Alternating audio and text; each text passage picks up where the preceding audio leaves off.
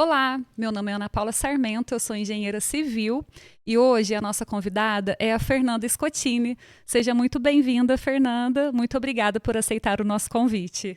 Ana, eu que agradeço. Estou muito feliz pelo seu convite, pelo convite do pessoal da área. É uma honra estar aqui e poder contar um pouquinho do meu trabalho, da profissão. Obrigada, Fernanda. Fernanda é graduada em Saúde e Segurança do Trabalho. Fernanda, eu queria saber um pouquinho da sua história. O porquê que você escolheu a engenharia e como que funciona esse curso de saúde e segurança do trabalho? Porque assim, é muito comum a gente ver profissionais que são formados nas áreas das engenharias ou de arquitetura ou até algum outro curso e faz uma pós-graduação em engenharia de segurança do trabalho. Então, para mim, isso é uma novidade. E eu acredito que a maioria do público também nem sabe que existe essa graduação. E aí eu queria que você falasse um pouquinho para a gente sobre esse curso, porque eu acredito que você possa inspirar várias pessoas a fazerem essa graduação também. Legal, Ana. É uma profissão recente ainda, né? A gente vê poucas pessoas que atuam na área de segurança do trabalho. Falando um pouquinho da minha história, né? Eu sempre tive uma relação assim próxima com a área de exatas. Minha mãe é professora de matemática e física. Olha. Então, sempre foi muito dentro da minha realidade, né? Mas eu não era tão boa aluna assim. Mas aí, assim, vestibular, comecei a me aproximar um pouco mais da área de engenharia, né? E falei que podia ser uma coisa que eu conseguisse aí, de repente, atuar bem, né? Conseguisse me sentir realizada. E aí, decidi tentar. Eu sempre fui um pouco, até meio clichê, mas sempre fui um pouco movida por desafio. E a engenharia em si, ela é muito desafiante. A gente sabe que se formar não é tão simples assim, né?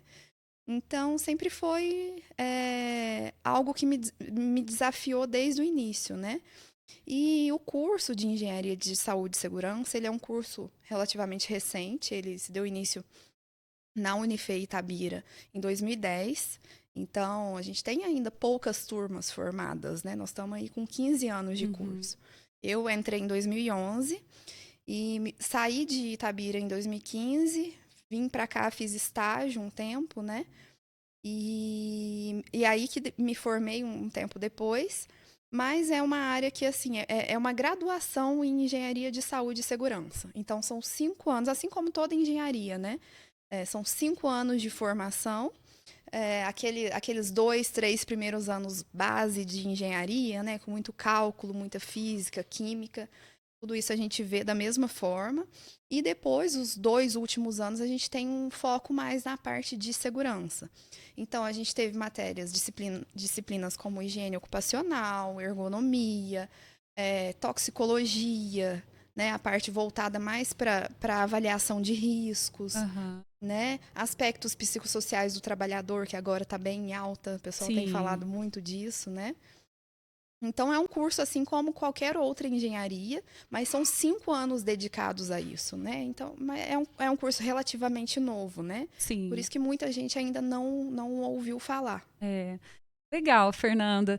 E eu queria saber como foi a sua trajetória, porque eu sei que hoje você tem um escritório, né, que presta serviço de segurança do trabalho aqui na cidade de São Lourenço. E eu queria saber de você como foi a sua trajetória até chegar no seu escritório. Ah, legal, Ana. Em 2015 eu voltei para São Lourenço, né? Então eu comecei a fazer estágio na antiga Nestlé Waters, que é a atual Minalba, né? Aham. E aí eu iniciei o meu estágio lá em final de 2015 e início de 2016. E aí, em 2016, eu fiquei esse tempo, esse período de um ano e um pouquinho mais, fazendo estágio lá. Foi excelente para mim, né? Até adiei um pouco a formatura para ter essa experiência, foi muito bom. E aí, do meio para o final de 2016, surgiu a ideia de abrir a empresa, né? A Sigma, ela vem de fruto de uma sociedade que posteriormente eu adquiri a totalidade da empresa. Então, de 2020 para cá, Uhum. eu tô à frente da empresa, né? Mas aí, assim, em 2016 foi a abertura da Sigma, já fazendo estágio lá, era um sonho, né? Acho que todo mundo sonha um pouco em ter o próprio Sim. negócio, né? E aí, em 2016, a Sigma ela se iniciou, mas eu continuei dentro da Nestlé. E aí, fiquei até um tempo, e aí chegou um momento que eu falei, não, vou para a empresa. Mas aí surgiu uma nova proposta lá dentro de tocar uma obra dentro da Nestlé. Então, foi uma oportunidade maravilhosa, né? Só que eu fui contratada como terceirizada. Uhum. Então, eu fiquei mais uns 2 anos lá dentro, né? Como um ano e meio, mais ou menos, de obra. E aí, no final da obra, eu falei, agora eu vou tocar a empresa. E aí, eles me fizeram uma nova proposta para atuar à frente do setor de segurança do trabalho da Nestlé. Uhum. Aí, eu fiquei mais um tempo lá. Mas aí, em 2018 ou 19? 19. Eu acabei me desligando, né, para Se tocar a dedicar à empresa sua mesmo, empresa. Aham. exclusivamente, né? É um passo que todo mundo que tem empresa tem muito medo. Que você fala assim, nossa, eu vou abrir mão do certo pelo É, duvidoso. E é realmente dessa forma, né? A gente tem muito medo de dar esse passo, de abrir mão do que é confortável. sim. E foi um grande desafio, né? E aí de 2020 para cá, aliás, final de 2020, né, início de 2021, eu assumi a Sigma e 2021, 22, a gente abriu uma nova, um anexo da Sigma, que é a parte de saúde ocupacional. Uhum. Então, a gente já fazia essa prestação de serviços de segurança do trabalho, a parte técnica, né, voltada para a engenharia mesmo da segurança. Em 2022, a gente abriu essa parte dos exames ocupacionais, porque é uma demanda que vem junto com a prestação de serviço da segurança. Então, a empresa, quando ela procura uma empresa de segurança, ela também procura a parte Sim. de adequação aos exames ocupacionais. Então, de 2022 para cá, a gente também faz todos os exames, né? Olha que legal. Exatamente. É um grande desafio, assim, né? É, É algo que todo dia a gente está aprendendo e se depara com surpresas sim. e tem que saber resolver ali, né? É interessante porque o rótulo de empreendedor no Brasil se tornou assim algo muito bonito, né? Muito bonito Sim, falar, eu sou empreendedor, eu tenho a minha empresa. Mas assim, só quem tem uma empresa sabe das dificuldades, né? E eu tenho certeza que todos os dias aparece uma nova dificuldade ali que você precisa resolver, com né? certeza. Tem muita coisa que a gente não aprende na faculdade. Na verdade, é a maioria, né? Exatamente. Eu falo que a maioria das coisas a gente não aprende na faculdade. Então, você vai aprender vivendo. É. Eu tive um bom aprendizado Nestlé, Minalba, né?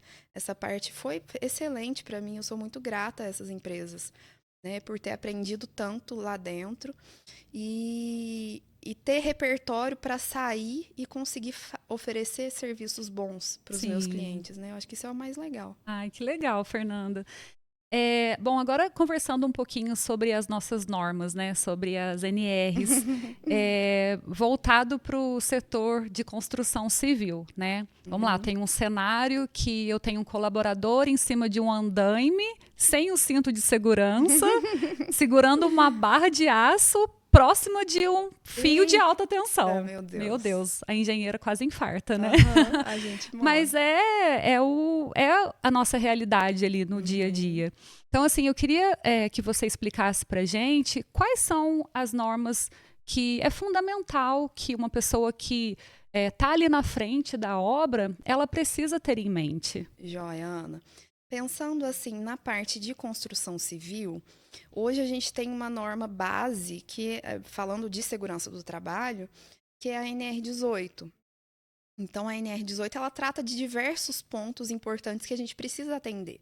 Na verdade, assim, até interessante dar uma introduzida sobre a NR, né? O Uhum, que é a NR? São normas regulamentadoras elaboradas pelo Ministério do Trabalho que regulamentam as atividades ou operações ou determinadas situações que a gente tem no ambiente de trabalho e que, teoricamente, são parâmetros para que a gente siga e consiga fazer um trabalho com segurança. Então, nos dá garantia de que, seguindo o que está definido ali, nós vamos conseguir concluir as nossas atividades com segurança, né? Claro que, assim, as normas, elas são criadas de acordo com as principais demandas que a gente vê no Brasil hoje, né? Então, sempre tem atualizações, vão surgindo novas, né? Alterações, Uhum. acontece muito. Eu falo que até a gente que é da área não consegue acompanhar, porque está sempre em atualização, né? E hoje, falando um pouquinho da construção civil, a gente tem a NR18, que é a nossa base, assim, para Aham. falar de trabalho seguro na construção civil.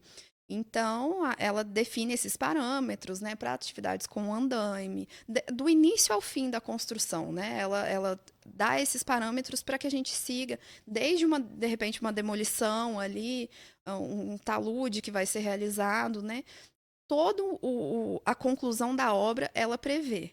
Hã? Então é interessante que a gente nos baseie no que ela diz e siga, né? Porque nos dá não só segurança jurídica, como para os Sim. funcionários que estão ali também, né? Aham. Legal. E a gente tem uma realidade aqui, até por estar numa cidade de interior, né? Existem muitas empresas, muitas construtoras que não implantaram ainda o sistema de segurança do trabalho. Então, eu queria saber de você, caso tenha algum empreendedor, né, assistindo o nosso episódio de Uhum. hoje e que queira, se regularizar, quais os primeiros passos? Legal, Ana. É, a primeira coisa, assim, a partir do momento que você. É interessante que as pessoas tenham em mente que a partir do momento que você tem uma empresa, né, que você contrata funcionários, não só para construção, para qualquer outra. É responsabilidade daquela pessoa a segurança de quem está sendo contratado ali. Então, não é só assim uma questão ética, né? Também é uma questão legal que precisa ser atendida. Os primeiros passos, hoje, a gente tem algumas questões que a gente roteiriza assim para seguir. Então, a primeira coisa seria um levantamento de risco através do programa de gerenciamento de riscos. Uhum. Então, a empresa ela precisa sim procurar uma consultoria, uma assessoria de segurança do trabalho para poder fazer esse atendimento, né? Então, o que a gente faz? Quando a primeira coisa que a gente faz é fazer o programa de gerenciamento de riscos para poder ter base para tratar esses riscos, implementar medidas de controle, né? Saber quais exames são necessários para essas pessoas que estão trabalhando naquela atividade ali e quais são os direitos delas também. Então, a base hoje, uma empresa que vai iniciar uma obra ou qualquer outra atividade, né, que tenha funcionário registrado, eu preciso ter um programa de gerenciamento de riscos, eu preciso ter um programa de controle médico de saúde ocupacional, eu preciso ter um LTCAT, que é um laudo técnico das condições do ambiente de trabalho, que é um laudo da Previdência, né, com base na legislação previdenciária, então ele vai falar se tem direito, se aquele funcionário tem direito à redução de tempo de aposentadoria. E eu vou fazer também, né, a empresa ela precisa elaborar também o laudo de periculosidade e insalubridade. Esses três últimos laudos que eu disse, eles dão esse parecer dos direitos do funcionário, Uhum. né? O PGR, que é o primeiro que eu falei, ele faz esse levantamento geral para que a gente consiga fazer uma gestão dos riscos no ambiente de trabalho. Então, eu gerencio o que está ali. Não basta só eu identificar o que tem de risco. Eu preciso saber qual o tamanho desse risco e como que eu vou tratar ele, né? O que eu preciso implementar. Porque tem determinadas situações que aquele risco ele tem que ser eliminado imediatamente, né? Aham. Não pode seguir com uma atividade. Sim. É claro que é muito particular. Então, tudo precisa ser avaliado. Mas hoje, obrigatoriamente falando, todas as empresas precisam disso. Sim. E aí, as saídas desse laudo, né, o que vai sair dali de informação, que vai me dizer a forma que eu vou tratar. Uhum. Então, até falando da NR18, né, é claro que na parte da construção civil, a gente tem outras normas Sim. que se associam à NR18 também, né, como a NR35 do trabalho em altura, a NR10 da elétrica, enfim, diversas Sim. outras normas, NR33 de espaço confinado pode acontecer também. Aham. Então, tem diversas situações, a NR6 do EPI, né? Diversas normas que a gente tem que ir associando para poder tratar esses riscos. Então, a primeira coisa que o empreendedor tem que fazer é descobrir o que ele precisa tratar. E, para isso, ele precisa elaborar os laudos. Sim. É, e eu acho que o pessoal fica muito preocupado assim com a questão financeira, né? Nossa, mas eu já tenho tantos encargos para pagar Uhum. e aí eu vou ter que pagar mais uma empresa. Mas eu acho que a gente precisa mudar a forma de ver essa questão, porque você está preocupado com a segurança do seu colaborador, né? Então Exatamente. vai muito além dessa questão financeira, né? Eu acho que é muito isso, Ana. Na verdade, assim, eu venho acompanhando essa realidade de São Lourenço e região, porque a gente atende algumas empresas da região também. E a realidade hoje da nossa região ainda é muito básica, né? A gente ainda tem Sim. pouca exigências, né, legais. A gente não vê muita cobrança. Mas a gente tem uma região que não tem uma cara muito industrial também. Então, também precisamos compreender É. né, o que a gente tem aqui de demanda. Eu percebo que nesses 10 anos que eu venho trabalhando aqui na região, a gente tem uma evolução, sim. Aham. Né? É sucinta, é bem leve, bem sutil. Aham. Mas ela vem acontecendo, principalmente nos últimos anos, por conta da exigência do E-Social, Uhum. que passou a ser obrigatório desde 2022, né? Então, a gente teve a inserção desses laudos que eu comentei e a gente precisa colocar em sistema. Então, passou a ser obrigatório. Certo. Então, a demanda aumentou muito, porém, essa questão do preço também fica muito ainda, né? Questionado, assim. Então, precisa entender como é que é a prestação de serviço, se é legal, se consegue dar um suporte para aquele cliente. Mas eu percebo um avanço, eu percebo uma mudança. Nos últimos 2 anos, assim, né? O cliente ele já tem uma noção do que é. Dos riscos, né? Sim, É. sim, acontece. E eu acho que nosso dever como cidadã, né, além de profissional da área, é disseminar essas informações, né? Sim. E eu acho que a internet ela vem nos ajudando muito, porque antes era difícil ter esses acessos a determinados acidentes, né? A gente ouvia, mas não via. Então hoje fica fácil até para quem está ali no canteiro de obra mesmo, eles se comunicam, né? Eles mesmos comentam a respeito de um acidente que aconteceu, nossa, o que poderia ter feito para ter evitado o acidente. E aí, aproveitando esse gancho, eu queria conversar com você a respeito de EPIs. Gente, por que vocês não gostam de utilizar os EPIs? Eu não consigo entender. Fernanda, É. por quê? Gente, por exemplo, eu coloquei o pé dentro do carro, eu sentei. A primeira coisa que eu faço é colocar o cinto de segurança. Eu posso levar multa de qualquer outra coisa, mas por falta de cinto de segurança não vai ser. Por quê? Gente, o próprio nome já diz, né? Uhum. É uma segurança. Então aí eu brinco com os meninos, gente, cadê o capacete? Ó, tem que chama a atenção do coleguinha, porque às vezes um esquece, o outro tem que chamar a atenção. E aí eu queria saber de você, que é especialista nessa área, o porquê, né? Você já parou para pensar assim o porquê da dificuldade de usar um EPI? Ana, é uma das maiores dificuldades que a gente tem, Aham. né? Eu atuo muito à frente, né, das empresas que a gente tem parceria, né, que são nossos clientes. Então, eu estou sempre nas obras, estou sempre nas linhas de produção, e é um desafio que a gente tem.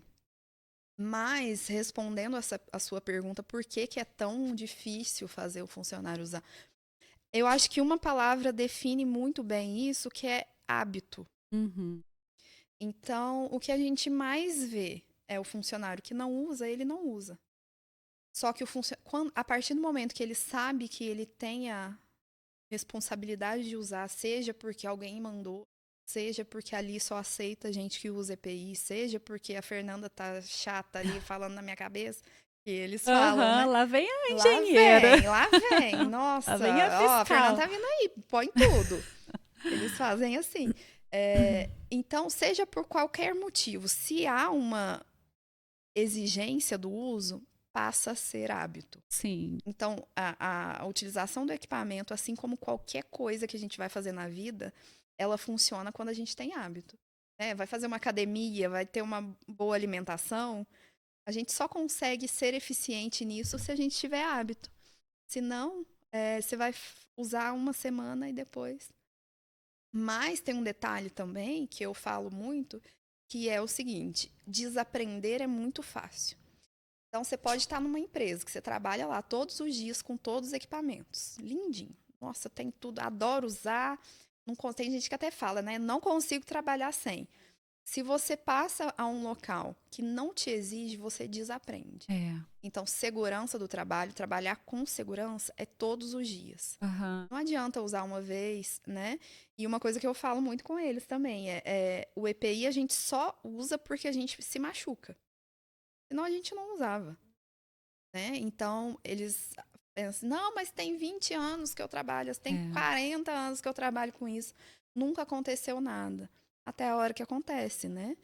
Então, é uma baita responsabilidade, mas que é hábito. Aham. Então, eu acho que é uma coisa assim que tem que ser trabalhada todos os dias. É. E saber o uso também, né? Porque não adianta, não sei se já aconteceu com você, de chegar numa empresa e terem, assim, vários EPIs, tudo lá bonitinho, guardadinho, e ninguém sabe utilizar. Eu estava até assistindo um vídeo hoje no seu Instagram, para a gente poder conversar, né? E aí eu vi um cara tirando uma ferragem de dentro de um caminhão, mas era um triângulo, e aí ele entrou dentro desse triângulo. E aí o vídeo fala assim, é acidente ou é burrice? Porque o cara foi pular do caminhão dentro desse triângulo, gente. Qual que é a probabilidade disso dar certo? Exatamente. Né? E aí eu vi também um outro vídeo interessante, um cara, provavelmente ele trabalhava numa panificadora, e aí tava rodando a massa ali, batendo a massa, né, de pão, e ele tava com um avental. E ele tava de EPI, assim, todo bonitinho e tal. E ele encostou nessa batedeira. No que ele encostou, ele ficou preso pelo avental. E aí começou a rodar aquilo ali.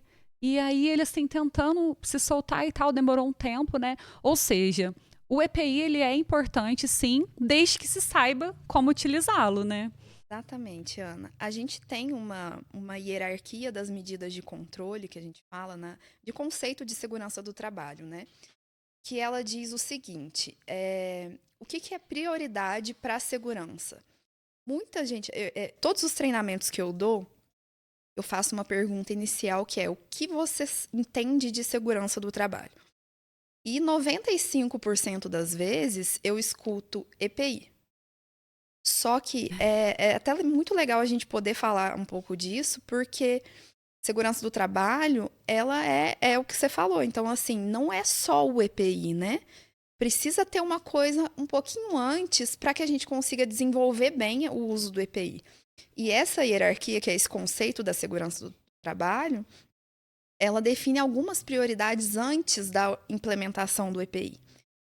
Então, a primeira coisa que a gente faz quando a gente identifica um risco não é tratar ele com o EPI. Sim. É eliminar o risco. Então, é o que eu falo. Quando a gente está em casa, vai trocar um chuveiro, o que você faz? A primeira coisa, o principal risco que você tem ali é elétrica. Sim. Né? A primeira coisa que a gente faz não é pensar numa luva isolante, não é pensar... A primeira coisa é desenergizar. Então, eu elimino a fonte do risco. Então, trabalhando com segurança, a prioridade sempre vai ser eliminar a fonte do risco. Então, deve ser a prioridade. E é o que eu disse anteriormente, que o EPI ele não elimina a possibilidade, ele não elimina o risco. Ele reduz o dano do acidente. Né? Então, pensar sempre que, nessa hierarquia das medidas de controle, eliminando a fonte, a gente consegue atuar com segurança. Porém, sabemos que a realidade, a prática do dia a dia, e é até uma coisa que é muito importante a gente, enquanto engenheiro, ter ciência, que eu não consigo, eu preciso entender qual a atividade fim que está sendo feita ali. Porque se eu engessar tudo, né, e não pode usar isso, não pode usar aquilo, você não conclui o que você foi fazer ali inicialmente. E a gente sabe que nem sempre é possível você eliminar a fonte do risco, né? Então, muitas vezes não vai ser possível. E aí, como que então eu não... E aí, eu faço o quê? A gente atua no percurso, em como aquela possibilidade de acidente vai chegar até a pessoa que está fazendo a atividade. Então, não conseguir eliminar a fonte do risco, eu consigo atuar no percurso, na forma que ela vai atingir aquela pessoa ali. Então, por exemplo, a gente vê muito o pessoal da companhia de energia elétrica, né? Usando aquelas mantas, né, laranja que vai ali na rede, né? Enquanto está fazendo a manutenção. Aquilo ali é uma forma que não é um EPI, mas é um equipamento de proteção coletiva. Então, é uma proteção que atua no risco, não desenergiza, mas impede que, se em algum momento o funcionário encosta ali acidentalmente, impede de chegar na pessoa. Então, a gente tem opções a serem priorizadas antes somente do uso do EPI. E é claro que, chegando no EPI, é o que você falou, também precisa ser inteligente para o uso do EPI. Eu falo muito isso né, nos treinamentos. Não adianta a gente colocar 1000 coisas, investir 1000 equipamentos, investir em milhões de equipamentos caros, sendo que a gente não sabe a forma correta de usar, não sabe se ele atende àquela atividade que está sendo feita. Então, tudo isso precisa ser levado em consideração para que a gente consiga ter efetivamente segurança. Senão, a gente indica máscara que não é para uso correto, a gente indica cinto que não atende à altura que está sendo realizada aquela atividade, a gente indica protetor auricular que não atenua os decibéis suficiente. Então, tudo isso precisa ser selecionado corretamente, com muita responsabilidade, para que a segurança seja efetiva. E voltando um pouquinho na questão de legislação, né, que a gente sabe que isso muda a todo momento, eu queria saber de você, como que você faz para se reciclar, né? Qual o instrumento que você usa para poder estar de olho no que está acontecendo, o que alterou? Porque a gente sabe que nesse mundo toda hora tem uma legislação nova, né? Uma atualização. Então, você poderia explicar para a gente como é que você faz? Ana, o que a gente vem... Como eu trabalho muito diretamente com legislação, né? Porque além da consultoria, eu também sou perita do Ministério do Trabalho. Então, isso me exige um atendimento à legislação 100% do meu tempo, né? Porque o juiz, ele me confia de que eu vá saber falar o que tem que ser feito ali em determinada situação, né? Num processo, enfim. Então, Ana, para mim não tem outra alternativa de atualização, de acompanhamento, senão a leitura. Sim. Né? Então, eu tô sempre lendo muita lei. Eu sou engenheira, mas a gente lê muita lei, né? É engraçado isso, né? É muito engraçado, porque... Mas é a realidade, o que precisa, né? Mas é claro que, assim, eu tento também estar presente em feiras, congressos, porque tem muito equipamento novo que surge a todo momento, né? Eu gosto muito de conversar com colegas engenheiros também, Sim. né? Porque a gente conhece aí um pouco do que está acontecendo. E da minha área eu não tenho tanta gente para conversar, mas assim, a gente busca colegas, né? Da parte judicial também, para poder oferecer essa segurança legal para quem nos contrata, né? Sim. Eu estava falando que é engraçado, eu tenho um amigo que é engenheiro eletricista, e ele já deve ter uns 70 anos, e ele fez direito, depois que ele se aposentou da engenharia, que ele trabalhava numa empresa e tal. E ele falou, Ana, é muito fácil, porque engenheiro lê norma todos os dias. Aí a gente pensa, né, como que é engraçado, porque a gente acha, quando a gente entra num curso de engenharia, o que você imagina? É exatas, né? Eu só vou trabalhar com contas. Não. Então, assim, se não gostar de ler, vai adquirir o hábito de leitura. Amarra. Porque a gente precisa estudar a legislação, não tem como. Eu acho que não tem nenhuma área das engenharias que não tem essa necessidade de estudar a legislação, né, Fernanda? A gente tem muita norma técnica, né? E acho que o que nos obriga a estar sempre lendo e atualizados nisso também é por conta da interpretação. É difícil, né? Você tem que estar o tempo todo ali conseguindo compreender o que aquela legislação fala, né? Então, é nesse momento que o o coletivo atua, né? É, Porque aí você tem que entender com o colega como que você interpreta isso aqui. exato. Mas é assim, não só a leitura, né? Mas a interpretação também exige muito da gente. Porque pode ter, de repente, uma pessoa ela pode ter um entendimento diferente E de ajuda, outra. né? Sim, com certeza. Trocar figurinhas é sempre bom. Eu queria perguntar para você, já que você citou, né, que você é perita judicial, nós temos vários condomínios aqui em São Lourenço, né? E aí eu queria aproveitar um pouquinho desse gancho para você explicar para os condôminos, para quem administra os condomínios, a importância de entender a função de cada colaborador ali. Porque, por exemplo, às vezes eu tenho um porteiro e ele quer ajudar. E aí ele acha que ele pode lavar o banheiro, né? E ali no banheiro a gente sabe que tem vários agentes químicos, né? E não é a função. E ele faz para ajudar, né? Mas na verdade ele pode estar prejudicando o condomínio. Então eu queria, se você pudesse explicar para a gente essas questões das funções, né? Porque a gente desconhece, o leigo acaba desconhecendo. E aí pode ter algum problema com a justiça depois, né? Caso esse funcionário tenha algum problema, venha a ser demitido e tudo mais. Perfeito. A justiça trabalhista, ela funciona muito da forma prática.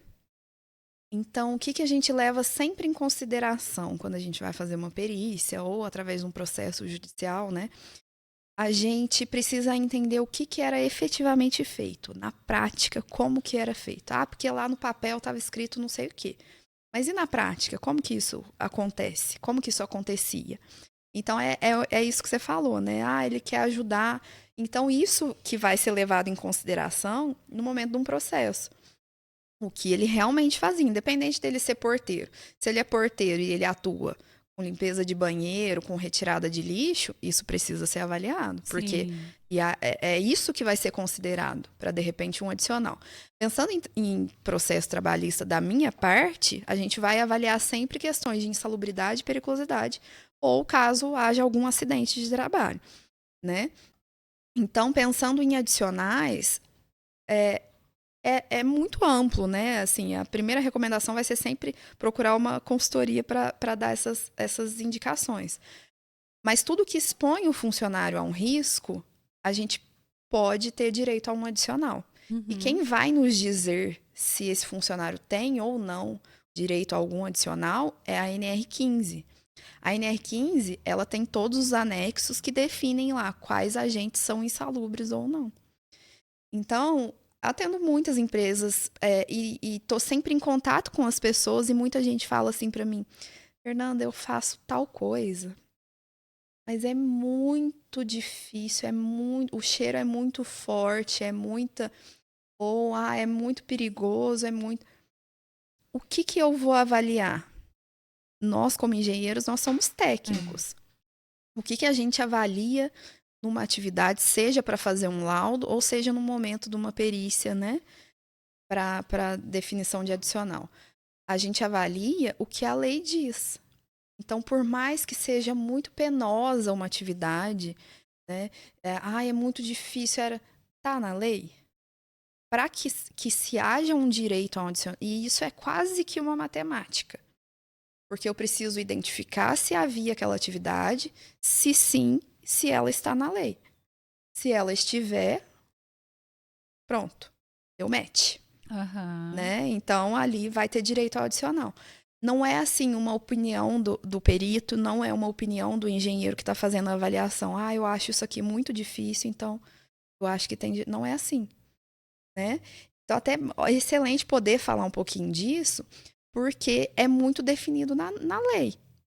Então, o que precisa? Ah, então, qualquer empresa, né? Não só a parte de condomínios, né? Mas tratando um pouquinho disso. A gente tem muito risco de limpeza de banheiro, produto químico Aham. e a retirada do lixo.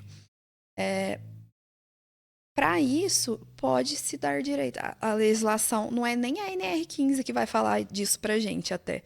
A gente tem uma súmula do TST que define o direito ao adicional de 40% para quem faz limpeza de banheiro e retirada de lixo de locais que têm alta circulação. Uhum.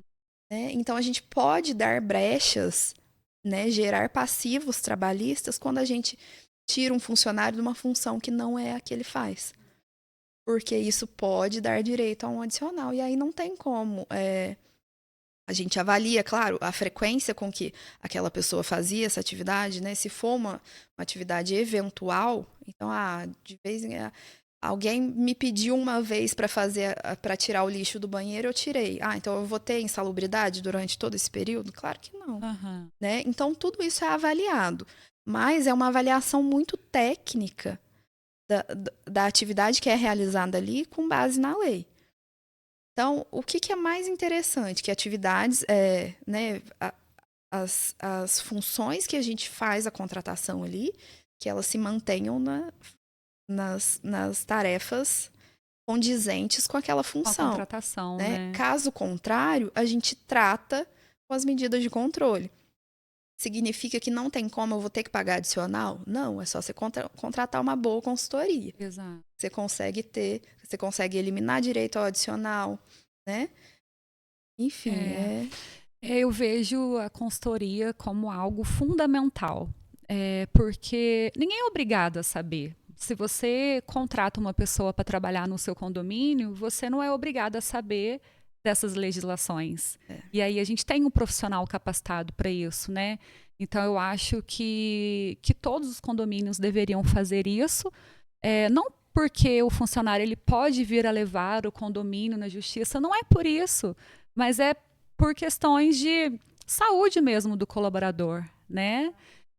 Eu acho que é bem importante essa questão, né, da hoje consultoria. com essa súmula que a gente tem, né, até está em muita discussão, assim, mas imagina só, qualquer empresa que tenha um funcionário que faz limpeza de banheiro e retirada de lixo, ele pode estar sujeito a ter que pagar um adicional. E aí, assim, como que eu controlo isso? O que é direito, o que não é? Né? Quem vai dizer isso de maneira firme, né, com base em legislação, vai ser a consultoria. Então, é muito interessante que a partir do momento que a gente tem atividades, não só atividade, o pessoal acha que, eu não preciso de segurança porque aqui é muito simples, aqui é muito tranquilo. Mas atividades como limpeza de banheiro, retirada de lixo, de repente o uso de algum produto, né? Tem um produto que se utiliza muito para limpeza de chapa, de restaurante, lanchonete. É um produto insalubre. Muita gente usa e não sabe. Então, o que é interessante? Contrate uma empresa que possa te dar um suporte para você ter segurança jurídica. Senão, lá na frente, você vai ter a surpresa. Aí, na hora que dá o problema, aí não tem mais muito o que fazer, né? A gente consegue... E é o que você falou, não só a parte do problema, do processo que é o problema, mas é você ter um acidente, é você ter uma doença ocupacional. Porque não tem coisa mais triste no mundo. Você vê um funcionário se acidentar, um funcionário adquirir uma doença por conta do trabalho, um funcionário vir a óbito. Para mim é coisa que você quer... Nossa, é triste demais. Né? Eu vou aproveitar esse gancho e eu vou contar uma história pessoal. Eu morei em São José dos Campos boa parte da minha vida e meu pai trabalhava numa multinacional, que eu não vou citar o nome, e uma das matérias-primas que ele utilizava para o produto final era o talco. E o talco continha amianto. Meu pai teve câncer e morreu. Tem 16 anos que isso aconteceu. E, assim, é complicado, né? Porque eu vivi isso na pele, né? Então, essa questão de insalubridade é delicado. Aí você vê, é um assunto muito delicado, mas que a gente consegue usar para que a gente compreenda que pagamento de insalubridade acontece muito de eu me deparar nas empresas, às vezes o funcionário não quer deixar de receber o adicional. Né? Não, mas... E a empresa muitas vezes tem medo de tirar o adicional. Sim. Só que aí, o que a gente gera para as partes? Vamos pensar aí, pensando em funcionário. Você gera uma exposição a um risco que a longo prazo pode trazer uma doença, pode não trazer, né? mas a longo prazo pode trazer uma doença ou a curto prazo um acidente. E para a empresa, você gera um passivo trabalhista. Por quê? A partir do momento que a empresa paga o adicional, muita gente prefere, não entra na minha cabeça, a empresa preferir pagar um adicional. Ah, não, porque se lá na frente ele entra na justiça, o que eu vou fazer? Eu vou ter que pagar tudo de uma vez, aí fica muito puxado. Só que você assume um risco, tá lá no holerite dele, que você expunha ele a um agente que ele tinha direito a receber insalubridade todo mês. Se lá na frente ele adquire uma doença, e o nexo causal já está definido ali. Então, é responsabilidade da empresa. Então, tem que ter cautela. Eu vejo muita gente pagando adicional a rodo, né? E, assim, com receio de tirar, com receio de implementar a medida de controle. Ter muito cuidado, porque a gente tem que pensar sempre no objetivo, que é trabalhar com segurança. Eu acho que isso a gente tinha que falar mais sobre isso. Até agradeço muito a oportunidade de estar aqui e poder falar um pouquinho disso, né? Mas a gente precisa passar a avisar as coisas, as atividades, fazer as atividades com segurança efetiva. Não fingir que a gente faz com segurança. Porque hoje eu vejo, a gente ainda finge muito. Né? A gente faz as coisas para as pessoas verem. Porque o funcionário vai estar ali em cima, bem na avenida ali, então eu quero que ele esteja usando o equipamento. Às vezes não tem. Então, plateia, né? Aí, se o cara tá lá dentro, a gente não precisa, não. Então, a gente tem que ser coerente, responsável com o que a gente faz. Isso é muito importante. Sim. E eu acho que eu falei dessa multinacional, mas eu tenho uma história bacana também para contar para vocês em relação a essa mesma empresa que meu pai trabalhava. Ele sempre foi muito envolvido com essas questões de segurança da empresa. E aí tinha o CIPAT, né? Tem até hoje, né? E ele fazia muitos treinamentos e tudo mais. E aí, um belo dia, a gente em casa, o nosso vizinho se acidentou, caiu de uma escada.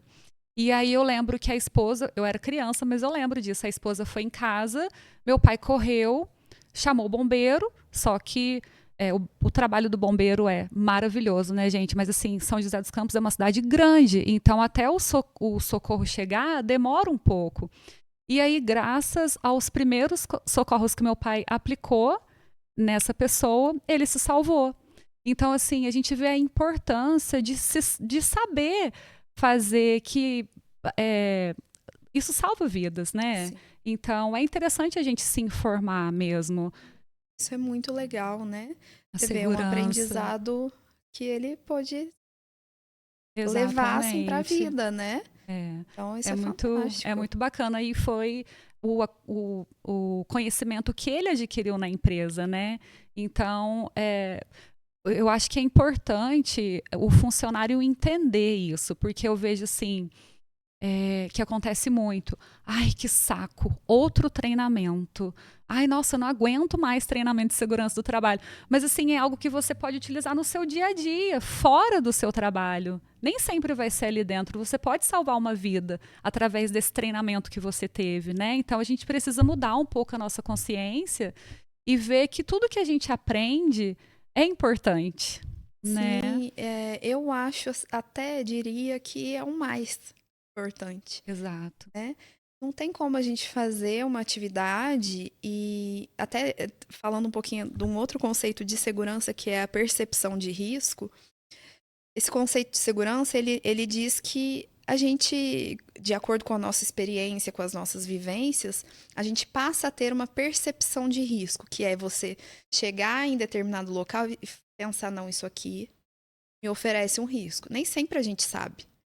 Né? A gente nem sempre tem capacidade de olhar para alguma operação, alguma atividade que está sendo feita e isso aqui oferece risco. Até estava falando um pouquinho essa semana sobre empilhadeira em supermercado. Né? Que a gente vê essas empilhadeiras e às vezes a gente passa próximo e a pessoa que ela não tem percepção de risco, ela passa ali. Né? Quando você já tem uma percepção de risco, você sabe que aquilo oferece um risco, você não se arrisca em passar ali. Então, percepção de risco é exatamente você saber que alguma coisa pode dar um problema e você evita. Você sabe que ali você não pode mexer.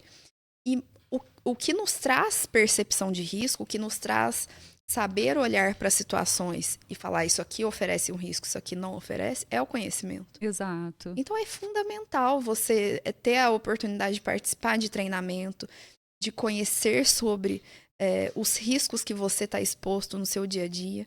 Né? É uma oportunidade de conseguir trabalhar com segurança, voltar para casa bem. Né? Acho que, se não a mais importante, é o conhecimento. Sim. É isso. Fernanda, eu queria saber como que está a questão da inteligência artificial na segurança de trabalho. Porque na engenharia, assim, é como se tivesse uma super onda e que se a gente não correr atrás dessa onda, se a gente não souber surfar, a gente vai ficar para trás, né? E aí eu queria saber de você, como é que está essa questão? Você vê que como é que a inteligência artificial ela pode te ajudar no seu dia a dia? Legal, Ana. É fantástico, né? Vamos considerar aí que é um negócio muito bom.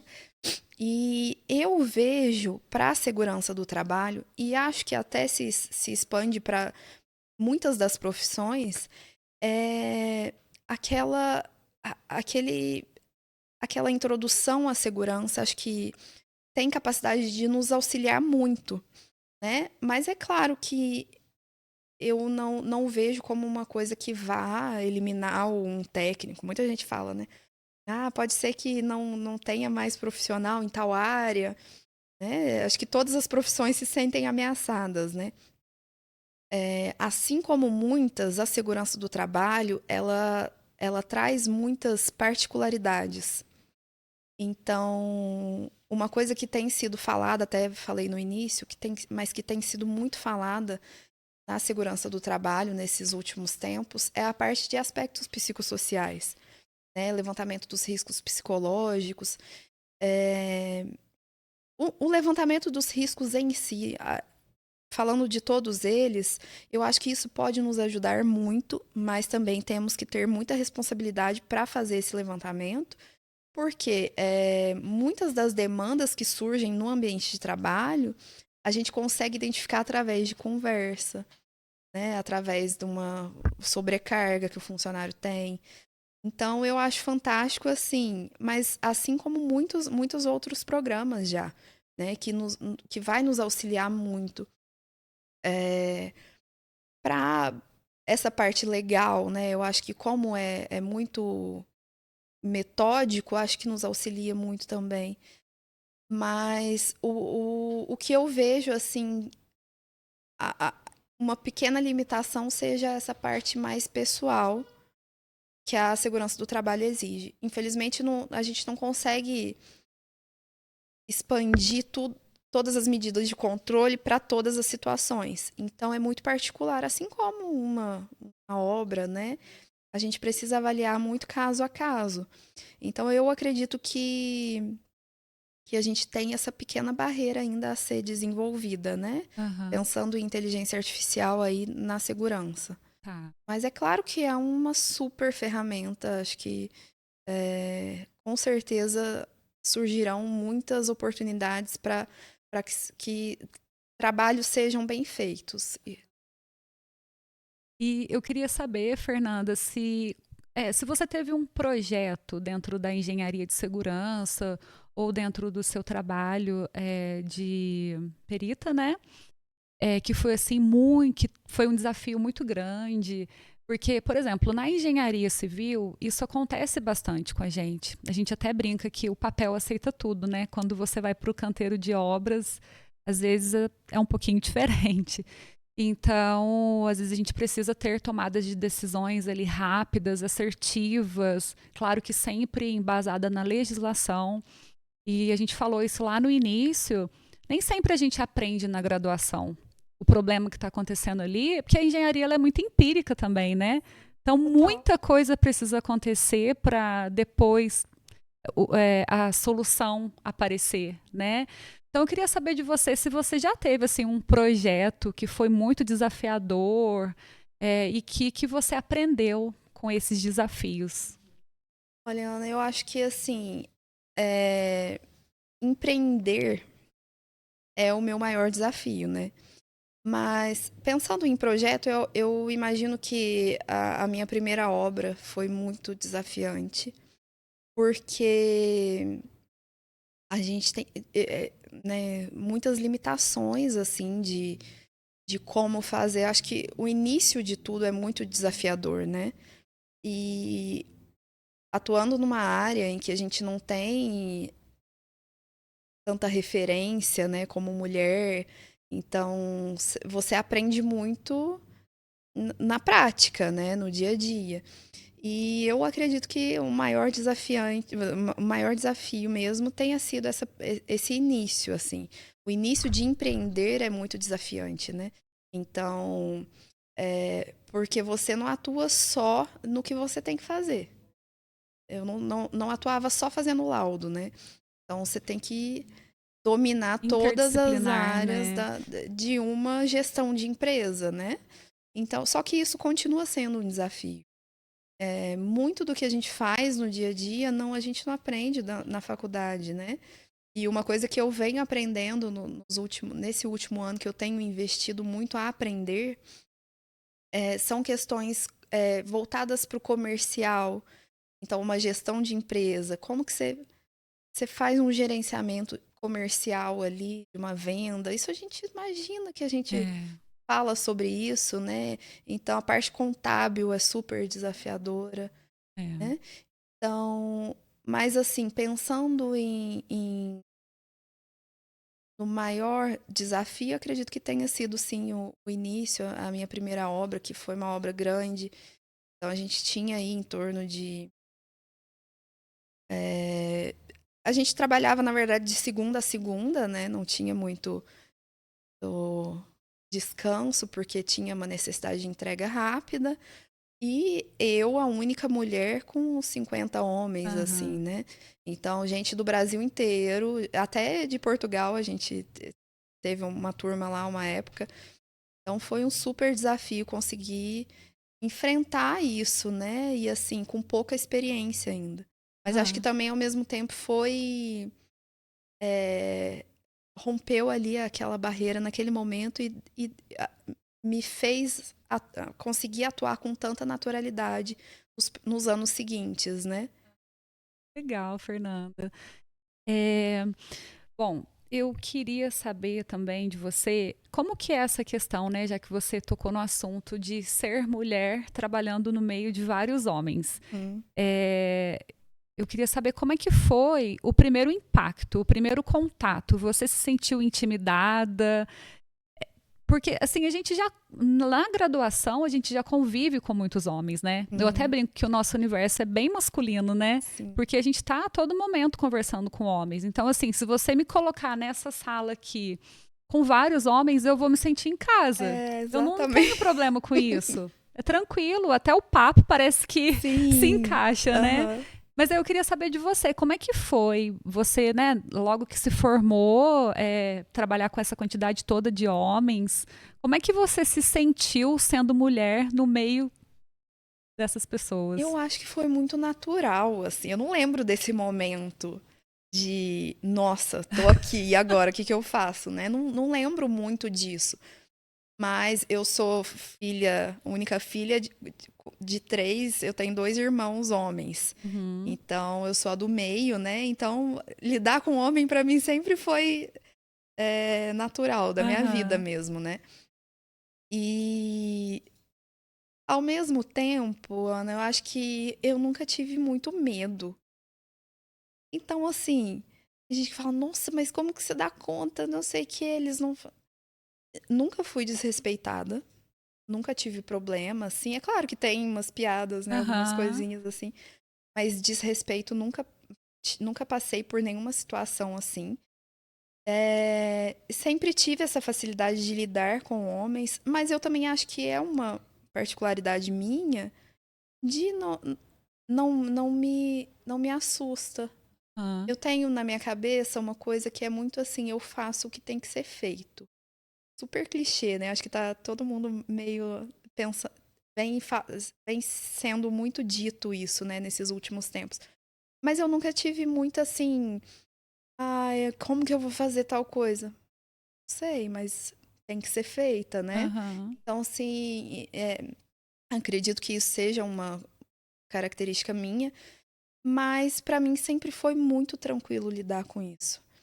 Né? Lidar com essa rotina, assim, é muito diferente. E, assim, é, trabalhar com homens, a gente tá totalmente segura naquele ambiente. Não Sim. é da forma que as pessoas É. acham, né?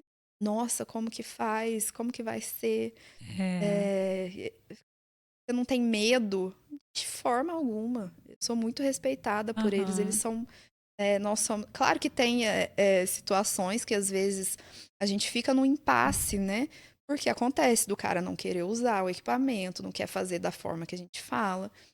Mas, ao mesmo tempo, quando você cria o relacionamento ali, é fantástico, é uma delícia. É. Muito gostoso. Eu acho que a gente até esquece, né, dessa questão homem e mulher ali Sim, no trabalho, né? A gente sim, vai fazer o nosso trabalho e é isso que a exatamente. gente quer fazer, o nosso trabalho bem feito. Isso é apenas Exatamente. um detalhe, né? Aham. E com o tempo para de ser assim um fator que te trava, né? No início, claro que tem uma vergonha, tem, mas para mim nunca foi assim um Aham. desafio tão grande, né?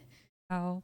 Outra coisa, você vem de uma família que tem engenheiros ou você foi a primeira?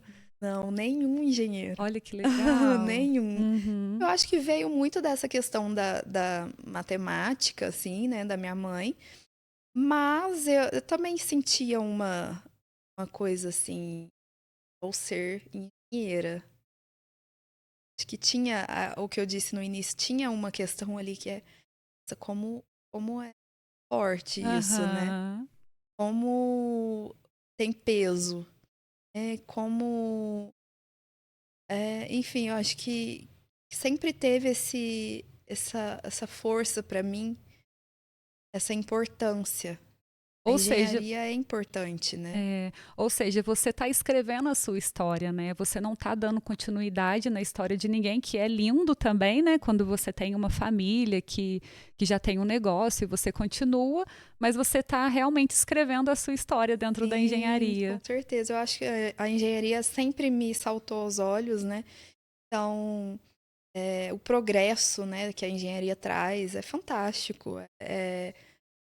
Você conseguir transformar tudo ao seu redor pela engenharia. Então, isso sempre foi muito, sempre foi algo que eu admirei muito, né? E Aham. poder estar inserida nisso, para mim é maravilhoso. Né? Então, no momento que eu percebi que eu podia estar ali dentro, ser, que aquilo não era só algo que eu admirava, que eu podia estar ali sendo engenheira. Uhum. Nossa, aí aquilo dá um start, né? Nossa, pode ser eu que Sim, tô ali, né? Então, acho que foi a decisão da engenharia, ela vem acompanhada disso, desse sonho, né? Da transformação. legal. E, Fernanda, vou fazer um comparativo entre o setor de construção civil e o pessoal que trabalha em indústria. Quem que você sente que tem assim a maior resistência na implantação do sistema de segurança do trabalho? O setor de construção ou a indústria? Eu acredito, Ana, que a gente tem ainda muita informalidade no setor da construção civil. Isso acompanha muito a resistência que eles veem já, né? Então, a nossa região, como eu já havia dito, não tem um caráter industrial, né? Não tem uma presença, assim, de pessoas que têm muita indústria. Então, é uma realidade, assim, diferente de outras regiões, né? São José, por exemplo. Sim. E a indústria da construção civil, ela ainda é muito informal. Então aqui a gente conhece pessoas, né, que atuam. O meu tio é não sei o que, meu tio trabalha em obra, trabalhou a vida inteira informal, né? Isso acontece muito.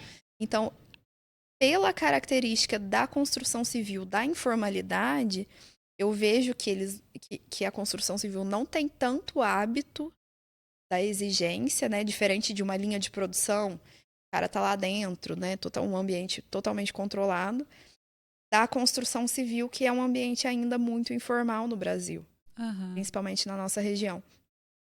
Então, não acho que seja uma característica das pessoas, acho que é uma característica da condição que o Brasil tem hoje, que é dessa informalidade da construção civil. Sim. Ainda é comum, Aham. né? E a gente conversou que a engenharia de saúde e segurança do trabalho é considerado um curso novo, né? 15 anos. O que você imagina dessa profissão para um futuro? Ana, eu penso muito Eu acho que as pessoas têm mudado muito nesses últimos anos, né? A gente vê pelo mercado de trabalho, pelas empresas, né? Pelas conversas sobre os funcionários. Então, o que é o perfil hoje dos funcionários que a gente passa a identificar muito nas empresas, né? E que a gente vê de risco que precisa ser tratado e que vem sendo muito dito são as questões psicossociais do trabalho. Então, eu vejo muito a longo prazo, pensando aí na própria NR1, né, que ia sofrer uma alteração agora em maio desse ano, mas acabou sendo alterada para maio do ano que vem, que é a empresa passar a avaliar os riscos psicossociais daquele ambiente. Então, eu vejo para o futuro da segurança do trabalho isso ser muito tratado. Apesar de não ser tão palpável quanto a gente pensa, né? Falando, por exemplo, num risco de ruído. Você vai lá com o aparelho, você mede, deu tantos decibéis, aqui você precisa usar tal EPI. Mas aí, falando de um risco psicológico, a gente precisa ter muito mais tato para conseguir identificar. Então, acho que até a gente consegue fazer o link com aquela sua pergunta da inteligência artificial, que é um pouco dessa particularidade que a gente vai passar a identificar nos próximos anos, que são questões É, mais voltadas para a saúde mental dos funcionários. Então, eu acredito, assim, se eu tivesse. Não que eu tenha muitos anos também de experiência, mas pensando em iniciar uma atuação em segurança do trabalho, eu, né, pensaria fortemente nessa parte de saúde mental, de conseguir identificar os riscos do bem, né, medidas de controle, como controlar esses riscos, porque eu acredito que para os próximos anos a gente vai ter um aumento importante aí dessa demanda de riscos psicológicos. aham. Eu estava assistindo algum corte no YouTube e aí falava exatamente sobre isso, das pessoas que trabalham embarcadas. E imagina, né? Você sai do solo, né? Terra firme, vai para o alto mar, fica na plataforma, sei lá quantos dias, né? Isolado. Isolado. E aí tem pessoas que criam pânico mesmo, que elas, assim, chega ao ponto delas abandonarem a profissão, porque elas não conseguem mais conviver com isso. Então essa questão psicológica é muito importante, Muitas né? questões que podem ser tratadas relacionadas aos riscos psicossociais. E até tem uma questão, muito se fala sobre burnout, sobre sobrecarga de trabalho, né? Mas um assunto que a gente também se depara, a subcarga de trabalho, ela também acontece. Uhum. Então, você tem aquele funcionário que foi realocado, né? Que ele está ali inutilizado. Isso também acontece. Como que a gente trata esse funcionário que foi realocado no trabalho? Até uma nova atribuição da CIPA passar a conseguir fazer a integração desse funcionário, né? E retornou ao ambiente de trabalho. Mas a gente tem questões que não só relacionadas a muito trabalho, mas também a inutilização da pessoa no ambiente de trabalho, né? Assédio moral, toda a parte de assédio. Isso vem crescendo muito nos últimos anos e a gente precisa realmente falar disso. Sim. Pouco se vê as pessoas adoecendo mais. Então ele, né, uma Ler Dort, né, que antes era muito frequente. Então, hoje a gente vê pessoas se afastando por depressão, síndrome do pânico, ansiedade. Isso é cada vez mais frequente, Aham. né? Infelizmente, a demanda psicossocial ela aumentou muito nos últimos anos. Sim, ainda mais por conta dessas questões, tá todo mundo ali muito no digital, né? O contato social faz muita falta, né? Sim. Você falou, né? Imagina trabalhar numa plataforma, né? Tem esse contato ali direto com a sua família, pessoas, amigos. A rotina deve ser totalmente É. diferente, né? Então, eu imagino que, assim, cada profissão a gente tem que identificar a sua particularidade, as suas variabilidades também.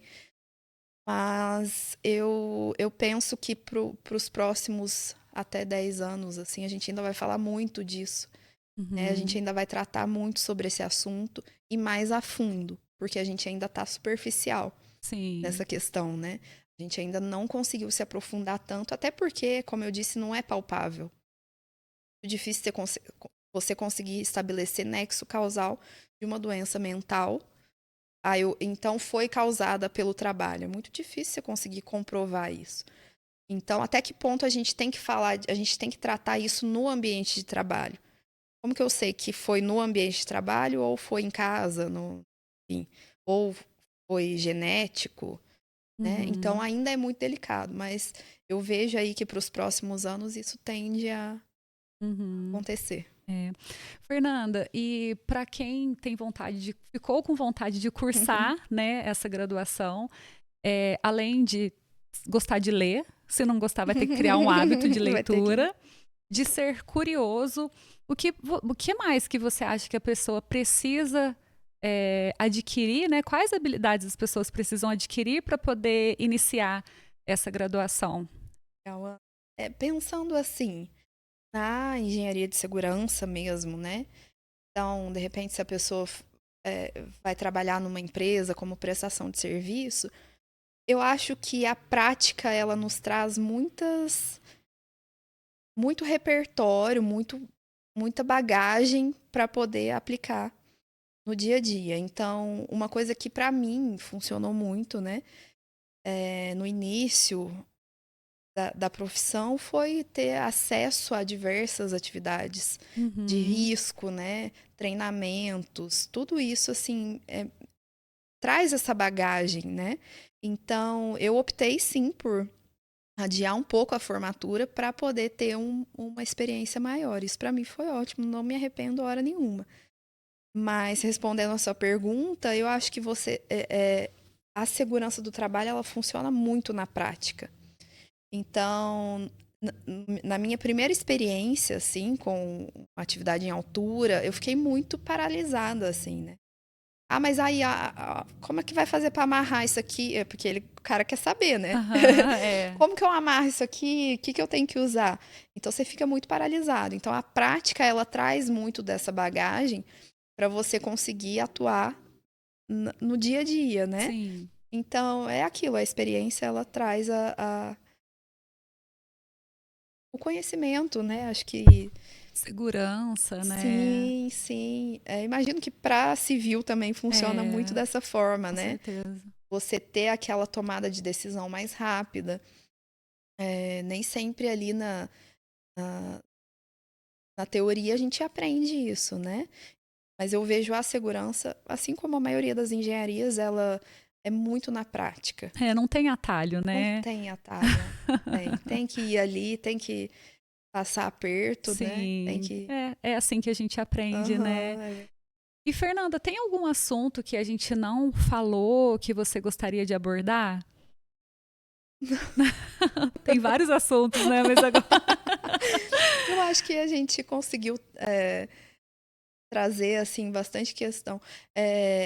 Uma coisa que é legal assim é a democratização da segurança que eu acho que a gente precisa avisar, pensando em que todo mundo tinha que investir em segurança, Sim.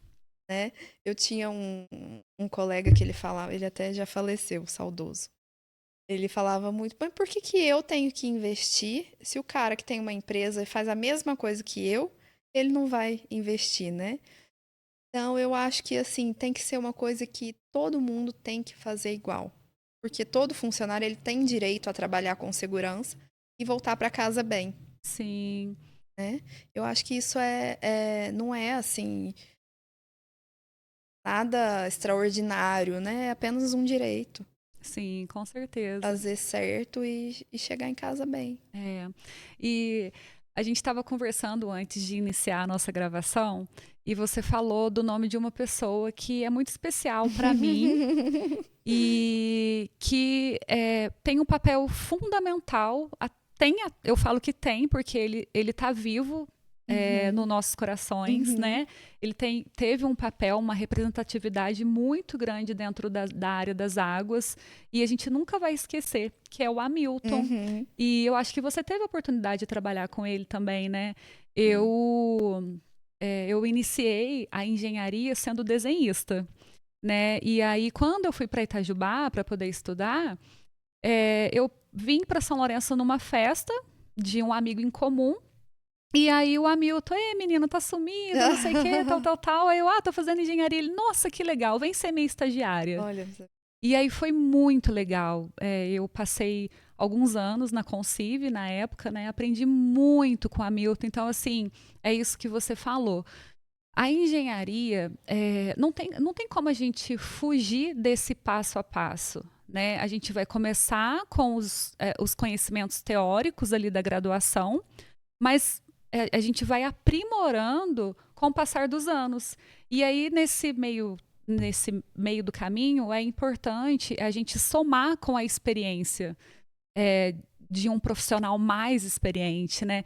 E outra coisa que eu via muito legal do Hamilton é que ele ficava muito feliz de ver que tinha mais engenheiros surgindo e ele queria ajudar todo mundo e ele queria dar oportunidade para todo mundo. Então, assim, o Hamilton é um cara que ele tá aqui, ele tá vivo, né?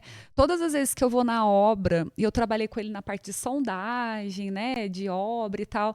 Então, todas as vezes que eu vejo assim um solo, eu lembro do Hamilton. hum, Então, assim, ele tá vivo dentro de mim, eu acredito que ele esteja vivo dentro de você e de várias outras pessoas no qual tiveram a sorte de ter ele presente na vida, né? eu tive a sorte e ele me deu a minha primeira experiência de trabalho também, né? Oficial, assim. Então tá, então vamos fazer. Essa obra que eu comentei no início, ele que estava à frente, né? E eu tive a honra de poder trabalhar para ele. Eu aprendi muito com ele. Eu tenho um carinho muito grande por ele, pelo Danilo também, né? Que também a gente trabalha junto hoje. Mas o Hamilton foi, assim, uma pessoa que eu tenho um carinho enorme e sinto, assim, muito feliz de ter tido a oportunidade de trabalhar com ele, ter aprendido, aprendi demais com ele, né? Eu lembro, assim, muito dele chegando na obra até hoje, né? Com um óculos na mão, assim, que ele tirava. Ô menina, é menina, né? Ô menina. É, Então eu tenho um carinho muito grande, assim, pela confiança que ele depositou em mim também, né? É um cara fantástico, é. de super generoso, né? Muito generoso, assim, paciente. Para mim foi uma mega oportunidade. Outra pessoa que também tive, que eu gosto muito também, é o Zé Silvério, que tocava, era o carregado da obra dele. Ah, sim. Que o Zé, pra mim, foi um dos caras também. O Zé até hoje tá lá na Ganã, né? Aham, Então é um cara que eu tenho um carinho enorme também. Também aprendi muito com ele. sim. E são pessoas, é o que você falou, né? A gente se cercar de pessoas que, que nos complementam, né? Eu hoje eu tenho a sorte de ter muita gente assim do meu lado. Não da minha área, né? Não infelizmente não consigo ter essa troca direta com falando de segurança do trabalho. Mas eu acho que a oportunidade que a gente tem de trocar figurinha, né? O Jader também é um cara que é Sim. fantástico. A gente sempre toma um café para poder falar de trabalho, de negócio. Eu gosto muito de falar sobre negócios, né? Então, empresa, a gente fica pensando mil coisas. O que a gente vai bolar agora para fazer? Então, eu acho que a engenharia, no geral, ela é muito da prática, mas de pessoas também. Então, acho que o grupo de engenheiros tem uma força, assim, né? A gente tem muito orgulho disso, de fazer parte. Então, é um ambiente forte, assim, cercado de pessoas, como você disse do Hamilton. Ele tinha orgulho de ver pessoas se formando. Eu acho que o engenheiro é muito assim, né? Nossa, e rola uma conexão, né? Você conhece alguém, eu sou engenheiro. É, Nossa, que rola uma. legal! E Vamos aí? conversar? Aham. Vamos Foi com a tomar um gente, foi café? assim, né? Foi. Então é muito. Isso é muito gostoso, né? É muito bom você ter do seu lado pessoas que acrescentam, assim, né? Sua experiência profissional, como pessoa, eu acho fantástico. Com certeza, Fernanda. A gente foi privilegiada, né, por conviver com pessoas igual ao Hamilton. Eu também tenho o privilégio de conviver com outros engenheiros que já estão aí no mercado há anos. Nossa, tenho que agradecer. São meus parceiros, assim, de vida mesmo. Não é nem só o lado profissional. São parceiros de vida mesmo. Fernanda, eu queria muito te agradecer. Foi muito legal. Assim, eu acho que se a gente ficar aqui, nós vamos ficar Vambora. horas Sem conversando e parar. esse episódio não vai ter fim, né? Aham. Então, assim, muito obrigada. Essa questão de segurança é uma área que me interessa muito e a gente tem que disseminar, a gente tem que educar, né? Isso é muito importante. Eu estava até conversando ontem com a Patrícia, a questão do trabalho nas escolas também. Eu vejo que isso é fundamental, porque eu acredito muito na educação. Eu acho que a educação tem muitas pessoas que não estão dando mais crédito para a educação e eu acho que as coisas não são por aí. Eu acho que sem educação a gente não chega a lugar nenhum, né? Então, às vezes, um pedreiro, ele não teve a oportunidade de entender, ele nunca teve a oportunidade de entender o porquê da necessidade de se utilizar um capacete, por que eu tenho que usar um EPI, né? Que bobeira. Então, assim, quando você tem uma educação, isso pode vir através dos filhos, né? Que ele pode aprender isso na escola e disseminar isso na família. Então, eu acho que a gente também tem esse dever, né, de tentar plantar uma sementinha ali na escola, e aí isso é levado para casa, e aí, de repente, o pai que não teve a oportunidade, ele vai entender, Com né? certeza. Isso passa muito dentro de casa, né? A profissão, ela passa muito. A gente vê muita gente seguindo os passos dos pais, Sim, né? Então, eu acho que é fundamental o conhecimento. Eu concordo gênero, número e grau com você. Acho que o ensino é fundamental. Disse a minha mãe professora, né? E a minha mãe, ela atua ainda, ela é aposentada, mas ela atua até hoje. Eu fico impressionada com ela, com a capacidade que ela tem de se renovar todos os dias no trabalho dela. Então, até recentemente, ela dá aula no Dr. Emílio, ela me chamou para ir lá dar uma palestra, para falar um pouquinho da profissão também. Então, a educação é maravilhosa, né? E as pessoas que estão por trás disso também, né? Eu vejo pela minha mãe mesmo, que se renova todos os dias para fazer o trabalho dela com excelência, né?